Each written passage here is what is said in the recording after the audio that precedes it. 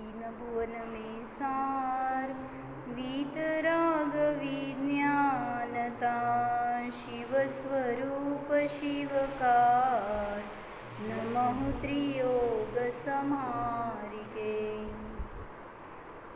मुनि सकल व्रती बड़भागी भवभोगन ते वैरागी वैराग्य पावन माई चिंते अनुप्रेक्षा भाई इन चिंतत सम सुख जागे जिमि ज्वलन पवन के लागे जब ही जिय आत्म जाने तब ही जिय शिव सुख ठाने जौवन गृह गोधन नारी हय गय जन आज्ञाकारी इंद्रिय भोग छिन थाई सुरधनु चपला चपलाई सुर सुर खगाधिप जेते मृग जो हरि काल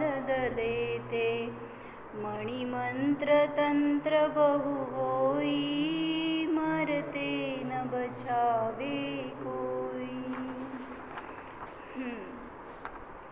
12 भानांचं चिंतन कशासाठी करायचं तर त्यांनी पहिल्या दोह्यामध्ये सांगितलं की वैराग्याला उत्पन्न करणारी असतात म्हणून या भावनांचं चिंतन मुनींनीच करायला पाहिजे किंवा जो काय दीक्षा घेण्याच्या सन्मुख आहे त्यांनी करायला पाहिजे असं नाही। आपल्या जीवनामध्ये सुद्धा त्या भावनांच्याद्वारे अनेक क्रांती होऊ शकतात किंवा शांती येऊ शकते म्हणून सांगितलं प्रत्येकाने आपलं जीवन सुखी जगण्यासाठी म्हणून काय ना काय चिंतन इतर करतो आपण त्याच्यापेक्षा सांगितलं की असा विषय द्यायला पाहिजे। त्या पुस्तकात नसेल तर का शोधताय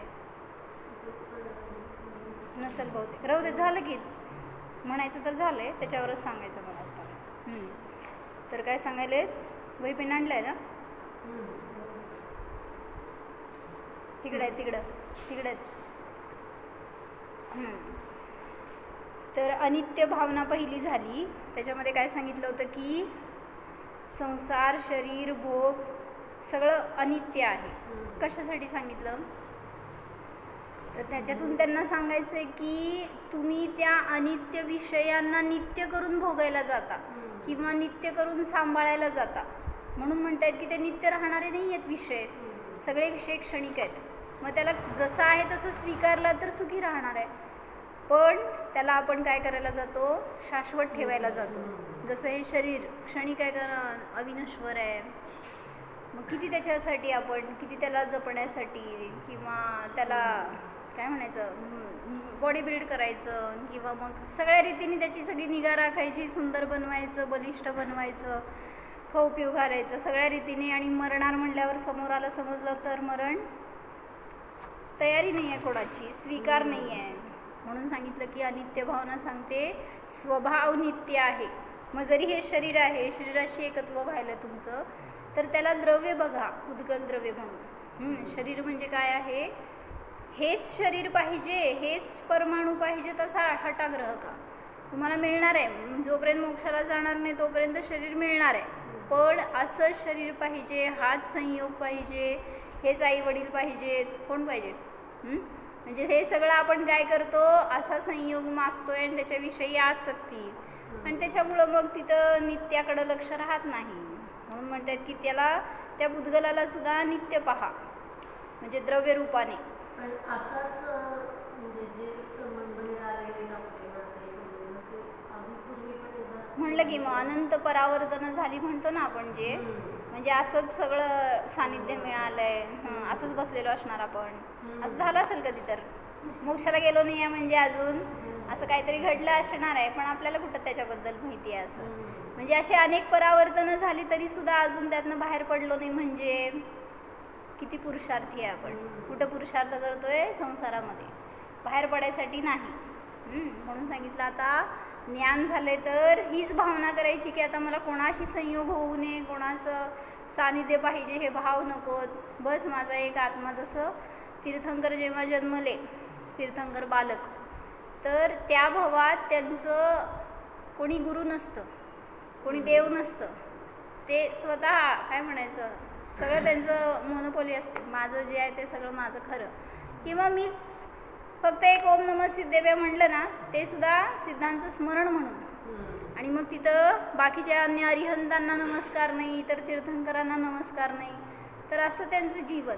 म्हणजे म्हणायचं आहे की म्हणजे त्यांची भावना बघा, त्यांचं विचार परिणाम ज्याच्यामध्ये की असं अन्य कुठले भेदच नाही राहिले. आपल्याला कसं एकदा कुठं तीर्थक्षेत्राला वंदनाला जायचं आहे, एकदा गुरूंकडे जायचं आहे, एकदा हे शास्त्र अध्ययन करायचं आहे, किती विकल्प आहेत ज्याच्याद्वारे तुम्हाला सुखाची प्राप्ती. ते बस अनुभूतीमध्येच, दुसरं काय करायची त्यांना इच्छाच नाही, कुठं पळापळी करायला सुद्धा जात नाहीत. म्हणून सांगितलं की असं जर या भावनांचं चिंतन, 12 भावनांचं चिंतन त्याच्याबरोबर षोडशकारण भावनांचं चिंतन हे तुम्हाला नियमाने तीर्थंकर प्रकृतीच्या बंधाचं कारण ठरतं. तर आता पुढची सांगतायत भावना कुठली, अशरण भावना. काय केला अर्थ, सुर असुर खगाधिप जेते.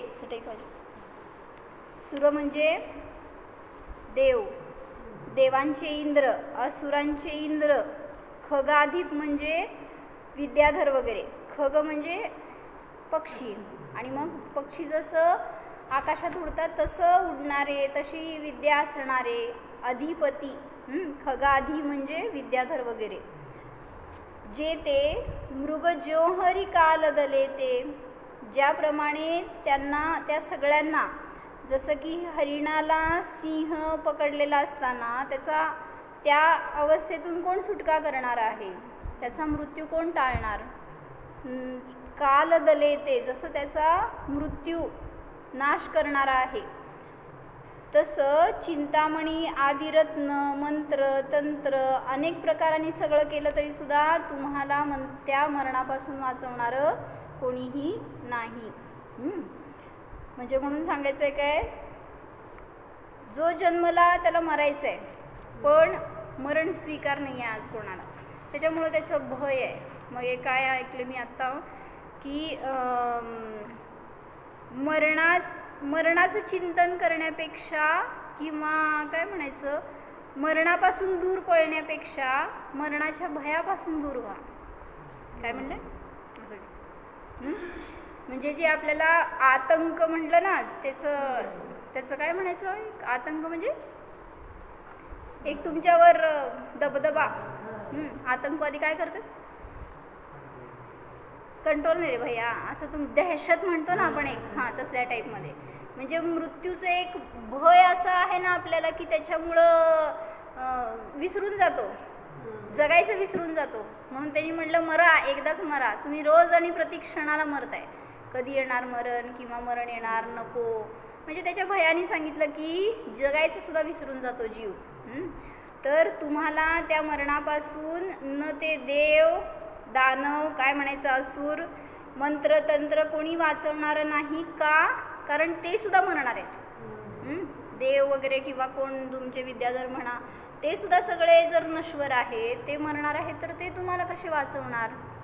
म्हणून सांगतायत काय, कोणाची शरण जायला पाहिजे, मग कोणाची, जगात किती शरण, 4 शरण म्हणतो ना, चत्तारी शरणम पवज्जामी. कुठले, अरिहंत सिद्ध कुठले म्हणा, साधू आणि केवली प्रणित जिनधर्म. तर हेच फक्त 4 शरण आहेत, आणि ह्याला सोडून एक माझा निज आत्मा. मग ते साधूमध्ये सगळे आले, आचार्य उपाध्याय वगैरे, पण हे 4च जगामध्ये शरण आहेत. पण ज्याला कोणाला मरण आलं त्यावेळीस हे सोडून सगळे आठवतात. हो म्हणा, हो ना, काय मरण जाऊ देत, ॲक्सिडेंट झालं, काय काय आठवलं सांग, अरिहंत कुठं आहेत आठवले का, आदिनाथ भगवान, नाही तर काय म्हणायचं त्या मंदिरात कोण असतील ते भगवान, किती आठवले हो. काय आला असेल की असं प्रसंग आपल्या जीवनामध्ये की जेव्हा मरण असं स्पर्श करून निघून गेला, मग त्यावेळेस किती आठवतात आपल्याला हो. जे हे 4 शरण आहेत ते शरण किती भासतात. म्हणजे म्हणून म्हटलं परीक्षा तिथं असते आपली, ज्यावेळेस तिथं तशी परिस्थिती आली त्यावेळेस आपण किती त्यांचं स्मरण करतोय किंवा किती त्यांच्याबरोबर राहतो हे समजतं. ह्याच्यासाठी चांगले असताना त्याचा प्रयोग करा, तर ते आठवणार त्या समयाला. महिने काय घेतलेत वाचते. जिस संसार में देवों के स्वामी इंद्रों का विनाश देखा जाता है, हरिहर ब्रह्मा वगैरह तक काल के ग्रास बन चुके हैं, उस संसार में क्या शरण है?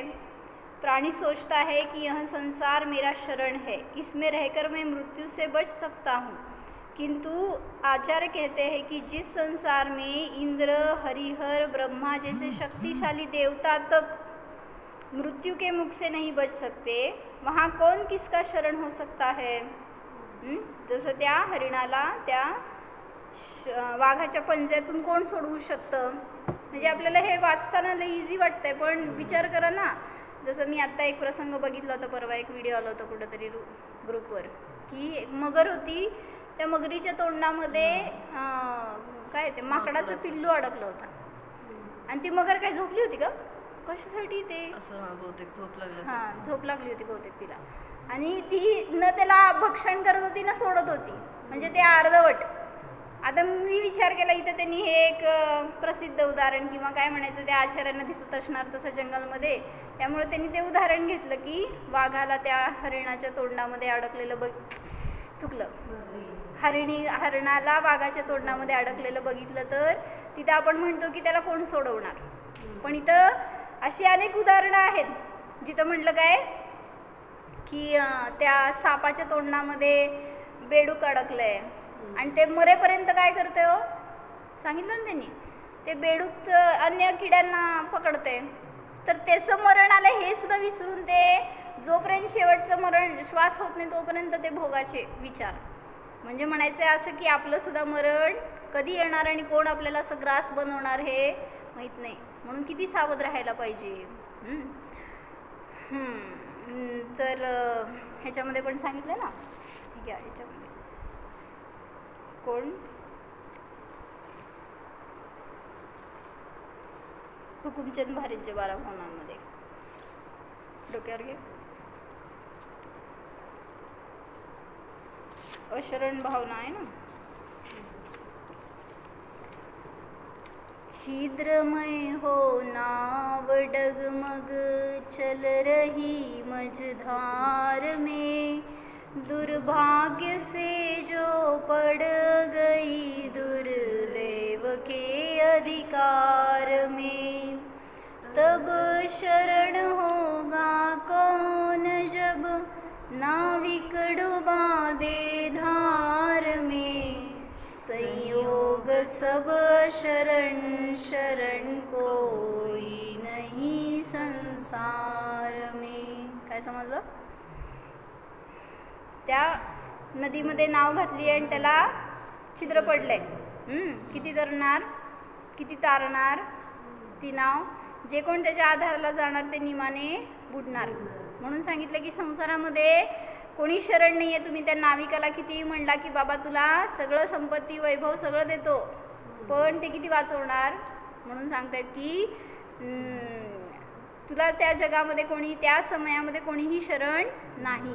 संयोग सब शरण शरण कोई नहीं संसार में, जिंदगी एक पल कभी कोई बढ़ा नहीं पाएगा, रस रसायन सुत सुबट कोई बचा नहीं पाएगा, सत्यार्थ है बस बात यह कुछ भी कहो व्यवहार में, जीवन मरण शरण शरण कोई नहीं संसार में.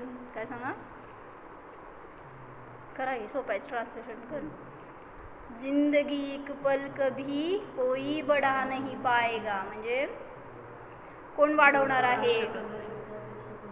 हां हां, शब्द समजतात की भाव बघा त्याच्यामध्ये, की माझं आयुष्य समजलं मला 1 तासांचं राहिलंय तर मी काय काय करणार हो, ते आयुष्य वाढवायसाठी किंवा ते आयुष्य जगण्यासाठी, जगायचं तर विसरूनच जातो पण ते वाढावं याच्यासाठी सगळे प्रयत्न.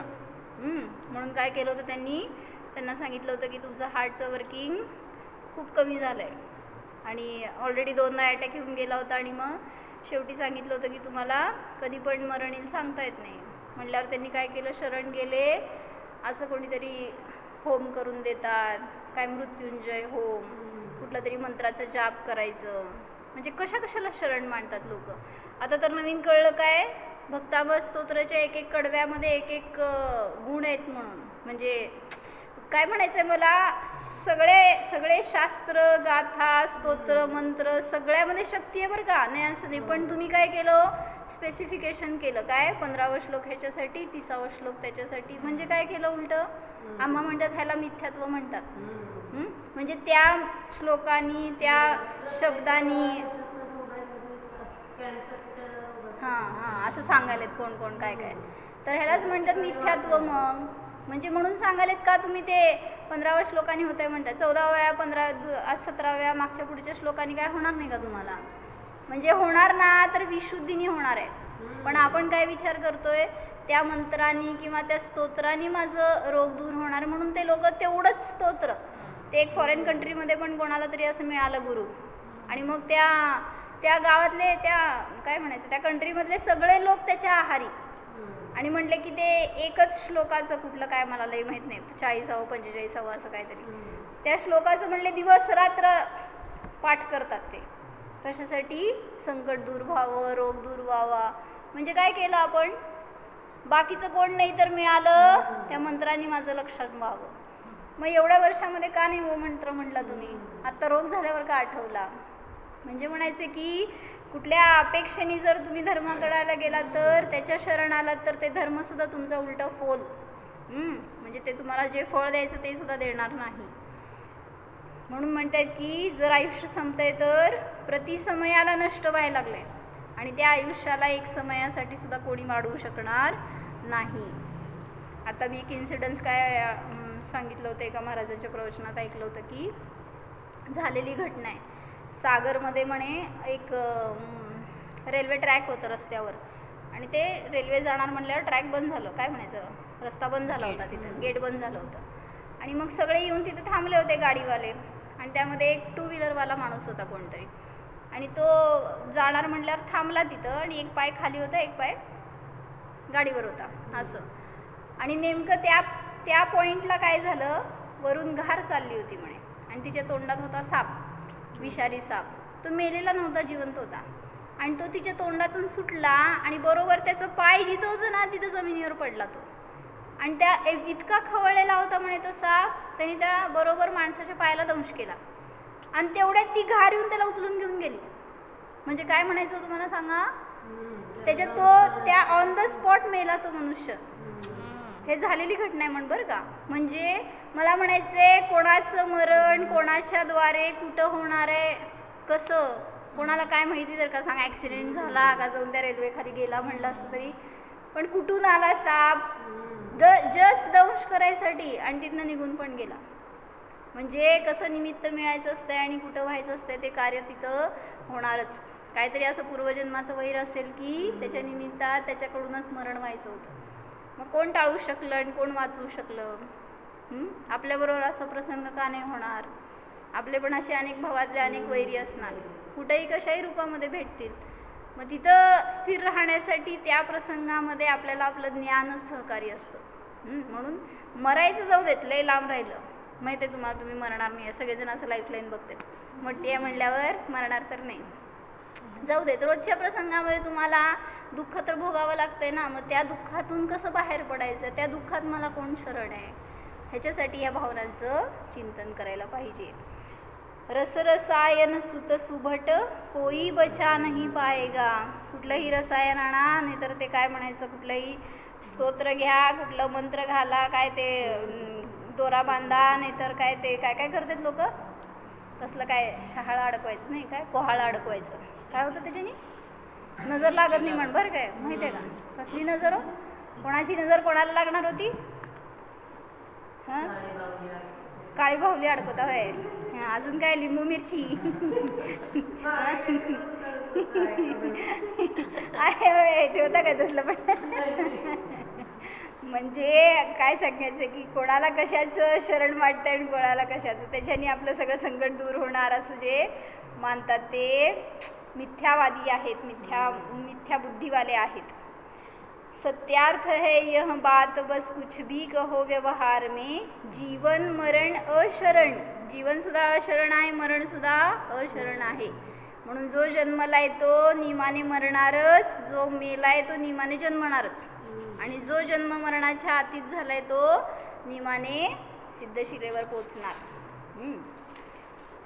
निज आत्मा निश्चय शरण व्यवहार से परमात्मा जो खोजता पर की शरण वह आत्मा बहिरात्मा ध्रुव धाम से जो विमुख वह पर्याय ही संसार है ध्रुव धाम की आराधना आराधना का सार है. काय सांगितलं कर निज आत्मा ही शरण व्यवहार में शरण है. अरे निश्चय शरण निज आत्मा आणि व्यवहार से परमात्मा पंचपरमेश्वर ते व्यवहाराने शरण आहेत निश्चयाने बाहेर कुठं जाऊ नका शरण माझा आत्माच आहे मला. जेव्हा बाहेर दंगल चालली आहे तेव्हा तुम्हाला शरण कोण तुमचं घर घरातच आले चोर चोर कोण शरण लॉकरमध्ये बसायचं जाऊन कुठं शरण आहे कोण शरण देणार म्हणजे म्हणायचंय आहे शरण पण त्याला बघत नाही आपण कोण मदत करणार असं याच्यासाठी बाहेर शोधत राहतो. व्यवहार से परमात्मा जो खोजता पर की शरण वह तुम्ही किती सुखासाठी त्या संकटातून बाहेर पडायसाठी किती अन्यांची शरण मिळवण्याचा प्रयत्न करा पण त्याच्यातून शरण मानणं हेच बहिरात्म्याचं लक्षण आहे. ते मला त्यातून बाहेर काढणार. जसं परवा सांगितलं ना अम्मांनी की एक फॅमिली आहे आणि त्यांच्यावर असं संकट आहे आता आहेत तर त्यांचं प्रतिक्रमणासाठी म्हणून निरोप आला होता अम्मांकडे की त्यांना त्यांच्यात ट्रॅजेडी अशी झाली की कोरोनानंतर त्यांच्या वडिलांचं कर्ज खूप झालं होतं आणि मग म्हणून त्यांना कर्ज काढलं आणि फेडता नाही आलं. त्यात दुकान बंद पडलं असं काहीतरी किराणा दुकान टाईप होतं ते चालेना बंद पडलं आणि कर्ज खूप झालं ते कसं फेडायचं म्हणून त्यांनी टेन्शननी आत्महत्या केली. आणि घरात मागं मुलगा मुलगी आणि बायको आहेत आणि म्हणजे काय अन्य परिवारजन आहेत त्यांनी काय केलं ते घर घाण टाकलं होतं त्यांनी का कुठं कोणाच्याकडं वादात होतं ते घर ते कोर्ट केसमधनं सगळ्या इतर त्यांच्या रिलेटिव्सनी ते पैसे देऊन सोडवून घेतलं आहे घर पण ते कोणाकोणाचे कर्ज होते ते फेडायचं म्हटल्यावर मुलगा आणि मुलगी अजून शिकत होते पण आता घराची परिस्थिती अशी म्हटल्यावर दोघांनी शिक्षण सोडलं आणि मुलगा टॅक्सी चालवतो म्हणे आणि मग त्यातनं त्याला जे काय येत आहे ना ते घराचं EMI घालायला घालतो तो 20 लाखाचं कर्ज झालं त्यांना म्हणे आणि EMI किती 28,000 पर मंथ आणि म्हणले ते टॅक्सी चालवून 28,000 कुठनं मिळणार आहे मिळाले तरी सगळं त्याच्यात घातल्यावर मागं काहीच राहीना म्हटल्यावर त्या आईला आणि मुलीला जीवनाचा कंटाळा आला आपण नाही काय बाहेर पडू शकत त्यामुळे ते दोघं आत्महत्येचा विचार करतायत असं कळलं आम्हाला म्हटल्यावर आम्ही त्यांचं स्थितीकरण केलं की यातून बाहेर पडायचा मार्ग मिळेल असा विचार करणं योग्य नाही आहे. म्हणजे शरण काय वाटलं कोणीतरी येईल आणि आपल्याला याच्यातून संकटातून बाहेर काढेल कोण काढणार मग त्यावेळीच सांगितलं पळून जाऊन पण उपयोग नाही त्या संकटापासून फेस तर करावं लागणार आहे. जर समजा तुम्ही सुसाईड केलं कुठं जाणार हो नियमाने नरकात जाणार तिथं सांगा ह्याच्यापेक्षा किती कमी कष्ट आहेत. इथं तर 100 वर्षाचं आयुष्य जाऊ देत 50 वर्ष राहिले असतील जगायची तर तेवढ्यामध्ये तुम्हाला फेस करावं लागणार होतं. तिथं जाऊन 5,000 50,000 5 लाख किती वर्ष जगायचं आहे सागरांमध्ये आयुष्य असतं आणि मग एवढ्या काळपर्यंत त्याला भोगत राहायचं म्हणजे कर्म तर कुठून सुटणार नाही आहेत. त्यामुळं सांगितलं शरण आपला आत्मा आहे आपल्यासाठी बाहेर कोणीही शरण नाही. ध्रुवधाम से जो विमुख वह पर्याय ही संसार है. कशाला म्हणलं संसार म्हण भैया मी संसार करणार नाहीच. जी स्वतःच्या आत्म्यापासून विमुख झालेली पर्याय आहे त्याला संसार म्हणलं. त्या पर्यायातच सुखदुःख आहे त्या पर्यायात इष्टनिष्ठ भाव आहे त्या पर्यायातच हे माझे ते परके हे परिणाम आहेत त्यालाच म्हणलं संसार. म्हणून ध्रुवधामाची आराधना करा. संयोग है शरण सभी निज आत्मा ध्रुव धाम है, पर्याय वे धर्मा परंतु द्रव्य शाश्वत धाम है। इस सत्य को पहचान नाही, भावना का सार है, ध्रुव धाम की आराधना, आराधना का सार है। असं म्हणा की हे शब्द पण राहू देत ना डोक्यामध्ये, त्याच्या निमित्तात ती भावना राहते माहिती का? कुठली? अशरण भावना, मला कोणीही शरणभूत नाही. जरी वाटतं ना आपल्याला की मी पत्नी आहे तर पतीचे शरण आहे, तुम्ही तिथं व्यवहाराने करताय की सगळं कर्तव्य, पण तरीसुद्धा एक आहे का अशी मान्यता दृढ की पतीसुद्धा मला शरण नाही, जे घर म्हणतोय ते सुद्धा मला शरण नाही. पोरं किती शरण? म्हणजे असं ज्ञानातून सुटू दे हो, मान्यतेतून सुटू दे.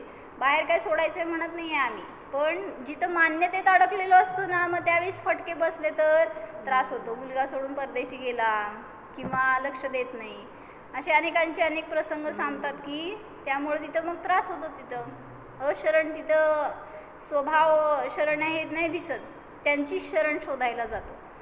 संयोग है अशरण सभी निज आत्मा ध्रुव धाम है. सगळ्या प्रकारचे संयोग कुठलेही असू दे ते सगळे अशरण आहेत. मरण यायला लागलं तर कुठले डॉक्टर शरण, कुठले वकील शरण, कुठले औषध शरण, कुठलेही उपाय त्यावेळी शरण नाहीत. पर्याय वे धर्मा, पर्यायाचा धर्मच आहे वे होणे, आणि द्रव्य आहे ते शाश्वत स्वरूप आहे.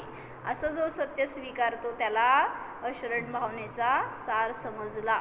म्हणून आपल्याला आपल्या जीवनामध्ये जर दुःखी नाही व्हायचं आहे कधी आयुष्यामध्ये, काय भविष्यामध्ये, तर ह्याची भावना सतत करा की माझा आत्मा सोडून माझं या विश्वामध्ये कोणी नाही आहे, आणि तो आत्माच माझ्यासाठी सुखाचं कारण आहे, शरणभूत आहे.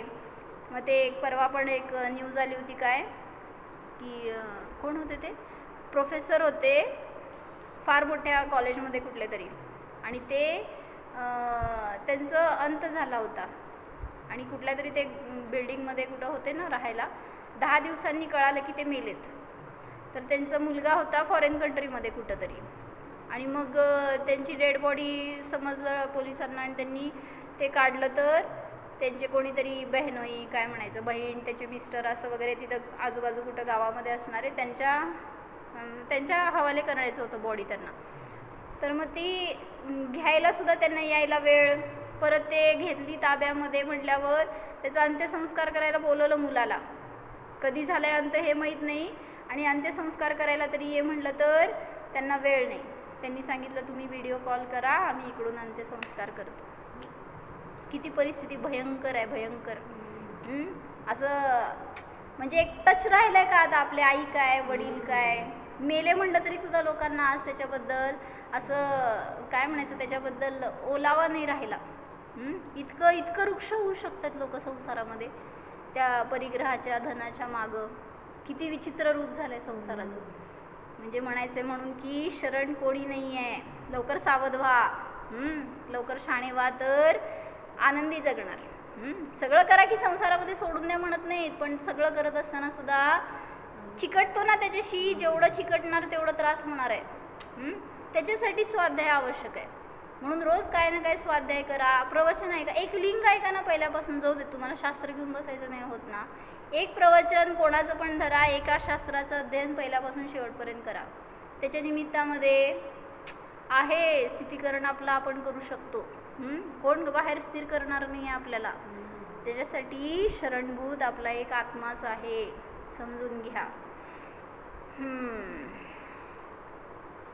अत्यंत बलशाली, भयानक और रक्षा के अनेक उपायों से सदा सुरक्षित होते हुए भी कोई ऐसा दृष्टिगोचर नहीं होता जिसका मरण न होता हो. त्यांनी काल घेतलं होतं ना, खूप मोठा धनवान आहे त्याला मरण येणार आहे का नाही हो. खूप गुणवान आहे त्याला मरण येणार आहे का नाही. खूप महापुण्यशाली तीर्थंकर चक्रवर्ती आहे त्याला मरण येणार आहे का नाही. कोण आहे जगामध्ये असं ज्याला मरण येणार नाही. सगळ्याला मरण येणार आहे, कारण मरण हे काय कोणाशी भेदभाव करत नाही.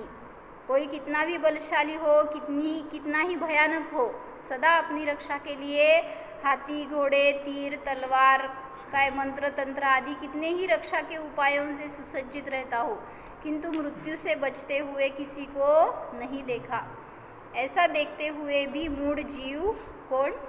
तो मूढ़ जीव प्रबल मिथ्यात्व के प्रभाव से ग्रह, भूत, पिशाच, योगिनी और यक्ष को शरण मानता है. मनुष्य देखता है कि संसार में कोई शरण नहीं है. एक दिन सभी को मृत्यु के मुख में जाना पड़ता है. इस विपत्ति से उसे कोई भी नहीं बचा सकता. फिर भी उसकी आत्मा में मिथ्यात्व का ऐसा प्रबल उदय है, म्हणजे ते उदय यायला लागल्यावर उलटं माणसाने शाणं व्हावं आणि तेव्हा तरी धर्माला शरण जावं, तेव्हा तरी स्वाध्याय ध्यानातून आपल्याला स्वतःला स्थिर करावं. पण त्याच परिस्थितीमध्ये आपण काय करतोय, जास्त धर्मापासून दूर जातो. त्यालाच मिथ्यात्व म्हटलं जातं. कशा कशा रीतीने मिथ्यात्व असते आणि ते उदय देते सांगता येत नाही. म्हणजे मोठे मोठे ज्ञानी अशा वेळी च्युत होतात सम्यक्त्वातून किंवा धर्मापासून. हम किस झाड की पत्ती आहे. कोण च्युत करायला तुम्हाला जास्त बळ पण वापरावं लागणार नाही. नुसतं सांगतील कोण शेजारचे, आम्ही जाऊन आलो बरं का, तिथं जाऊन नवस बोलला होता, विधान केलं, तिथं जाऊन नारळ फोडला, सगळं संकट दूर झालं आमचं. काय करणार हो? कुठं महावीरजीला जा, चिंतामणी, पार्श्वनाथ, कसले कसले असेल अजून आपल्याला माहीत पडणे तसलं काय. म्हणजे अशा कुठल्या गोष्टीच्या आहारी जातो तर उलटं संकट वाढवतो आपण त्याच्यातून. म्हणून मागे एकदा सांगितलं होतं ना की अक्कलकोटला एक गाडी चालली होती दर्शनाला म्हणून, तिथं स्वामी समर्थ आहेत ना, तर ते जैन होते बहुतेक. हां, सगळे धर्म करणारे असतात. असं आहे हो, आज इतकं भयंकर रूप आहे ना, असं भयंकर रूप आहे ना. आता तुम्ही असं म्हणताय, तर आम्ही सांगतो समक्ष दिसायला लागल्यावर की तुम्ही ह्याचं करताय, चुकतंय वगैरे, तर त्यांना किती पटणार आहे. त्यासाठी सांगितलं ना, कोण सांगून बदल होत नसतो. जेवढं तुम्ही स्वाध्यायातून पकडणार आहे ना, ज्ञानातून निर्णय होणार आहे, तेवढं सुटणार आहे. आता आमच्या पण रिलेटिव्समध्ये अनेक जण असे आहेत की जे पद्मावती करणार, क्षेत्रपाल करणार, किंवा मग काय नागोबा ठेव, काय काय असतं अजून असलं आपल्याला माहीत पण नाही, गणपती ठेव, त्याचा फोटो. कुठं होतं प्रज्वल? तुझ्याकडे हात करायला कळलं मला ते तुझं घर. म्हणजे मला म्हणायचं की ते कोणाला शरण जातील आणि काय काय करतील, पण तुम्ही सांगून नसतो बदल होतो. सांगितलं की मायेसमोर त्यांनी काढलं, पण अनेक देवी देवता त्यांच्याकडे समोर होते, त्यांना आपलं सगळं समजावून सांगितलं, त्यांना विश्वासात घेतलं, त्यांना सगळं संकट सांगितलं पुढचं, ते स्वीकार केले. माझ्यासमोर सगळे घरातले देव काढले त्यांनी, अन्य ते काय मूर्त्या छोटे छोटे ठेवले होते ना, आणि एक फक्त वितरागी भगवंतांचं फोटो का काय जिनवाणी ठेवली माझ्यासमोर. मी तिथून आले, म्हणले मागं माहीत नाही काय झालं परत की नागोबा घरात आले. म्हणजे तसलं नाग काय म्हणले, ते काय म्हणते देवता, काय म्हणायचं, देव कुलदैवत असते म्हणे, म्हणून त्याला आम्ही ठेवतो.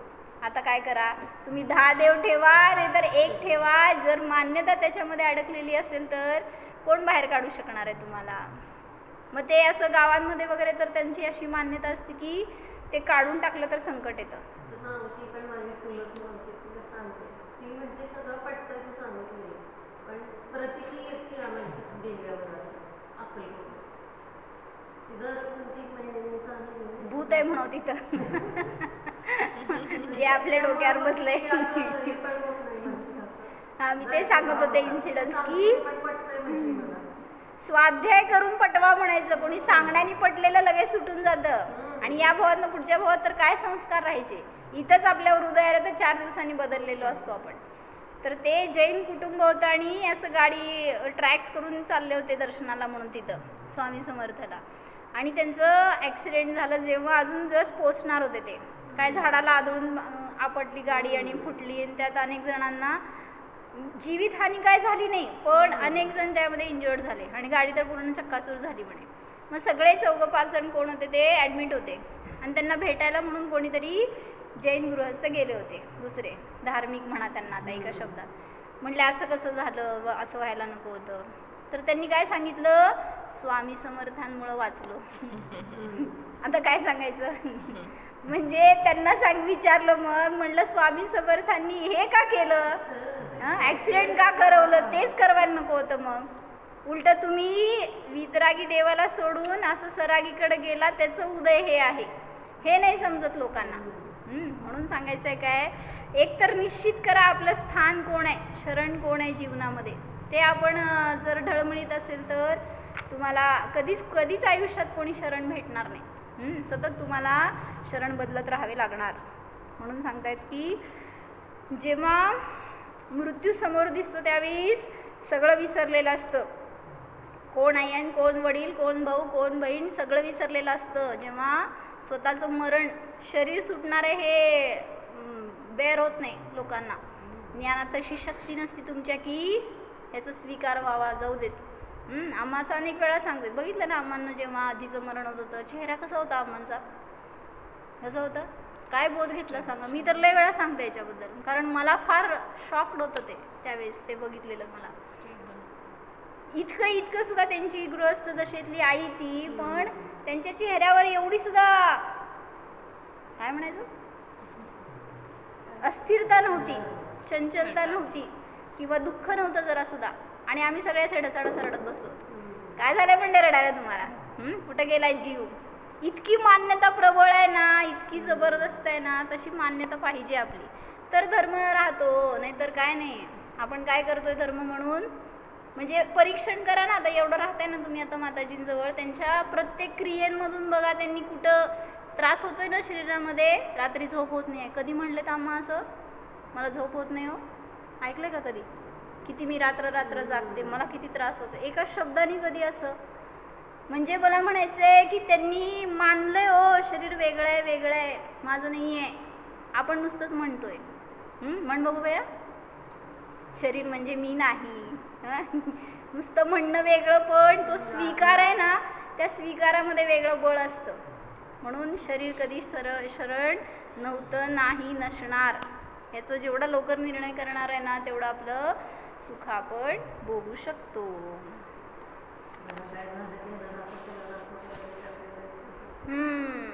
म्हणजे बाहेर म्हणून आम्हा सांगतात ना, करा ना, सगळं करताय तुम्ही, त्याला सोडणार नाहीये, पण पहिल्यांदा अरिहंत शरण वाटतात का, मग हे करा, जाऊ देत. आजपर्यंत नाही केलं ना, ह्याच्या पुढं तरी हे स्वीकार की मला काय त्रास व्हायला लागलं शरीरामध्ये, काय उदय आले अचानक भयंकर, काय मुलांना त्रास झाला, काय संकट आलं घरावर वगैरे घरामध्ये, तर त्यावेळेस पहिलं हे आहे कार्य काय, प्रतिक्रमण करा आणि भगवंतांना शरण. तुम्ही जे काय जाणलेलं आहे तसंच होणार आहे, त्याच्या विरुद्ध आणि त्याच्या मागं पुढं काय होणार नाही आहे. जो जो देखी वितरागीने, सगळी भजनं सगळं माहीत आहेत, किती उपयोग होतो सांग मला. असं त्या भजनांमधनं तर तत्व काढा. म्हणजे आहे शेवटी तुम्हाला हेच करायचं आहे, कधी करणार तेव्हा करणार, पण ह्याच्यातूनच कल्याण आहे. त्याच्याशिवाय जेवढा वेळ घालवणार आहे तेवढं तुमचं सुख दूर आहे, समजून घ्या. म्हणून वेळ काढाच. आता मी पहाटे 5 वाजता मोक्षशास्त्र वाचतो.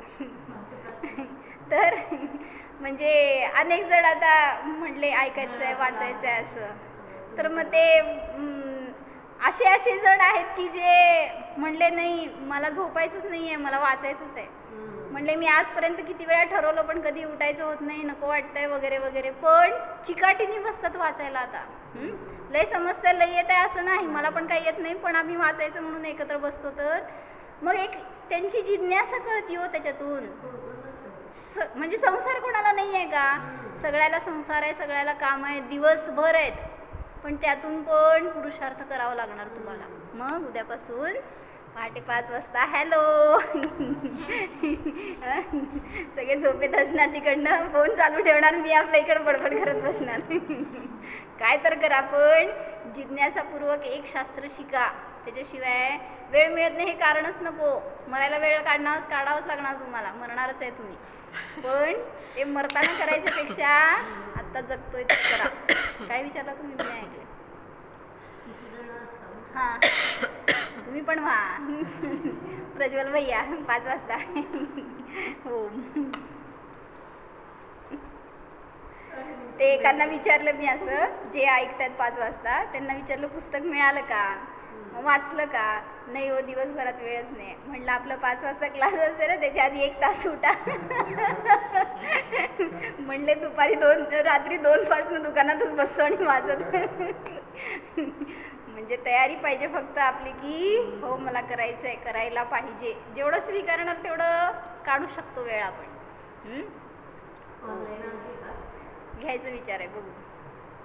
म्हणजे येत आहे असं नाही, मी वाचतीये बरं का. ते मला पण ते ग्रंथ पूर्ण झाला नाही आहे. फक्त वाचताना आपलं एक नवीन काय कोणाचं शेअर होत आहे सगळ्यांच्या बरोबर म्हणून वाचायचं. आणि नाहीतरी मी पण प्रमादी असं वाचत बसायला की झोप येते किंवा नको वाटतंय, कळलं नाही तर बंद करून ठेवतो, असं होत आहे ना. म्हणून एक शेवटपर्यंत त्या ग्रंथाचं अध्ययन करायचं आहे म्हणून एक चालू केलं आहे. करू चला. ओम सांगतो का भैया ध्यान? सांग.